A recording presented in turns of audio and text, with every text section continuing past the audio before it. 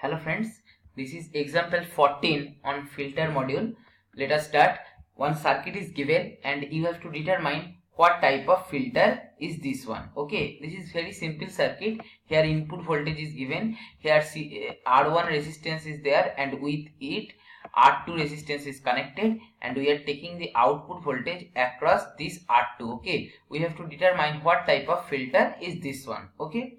So simple, these steps are similar as I mentioned in my previous video.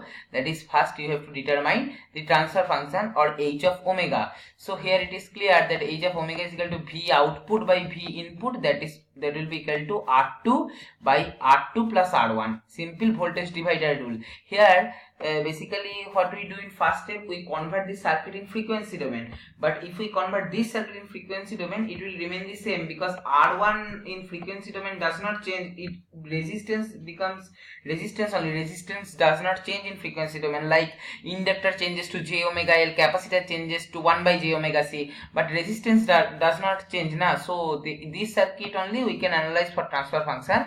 So what we get basically, h of omega is equal to V output by V input, that is equal to R2 by R2 plus R1. This is simple voltage divider rule that you all know from your basic engineering, electronics engineering course. Okay. Now see what kind of filter is this one. So to determine that, see this expression, this transfer function expression is basically omega invariant. Okay. So it does not depend on omega, it is a constant term because R2 is constant and R1 is also constant. So R2 by R2 plus R1 is also constant. So the transfer function magnitude or phase is basically constant. So that it is called all pass filter. Okay, see the significance of the name is very important. See the transfer function, magnitude of transfer function versus various values of omega graph.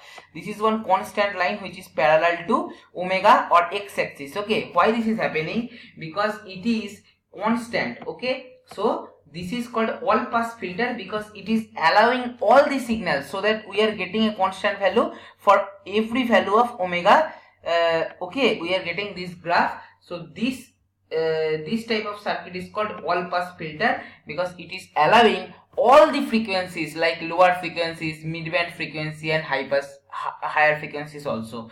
So this is one example of all pass filter. This is all for this video. In my next video I will show you some more examples. Thank you for watching.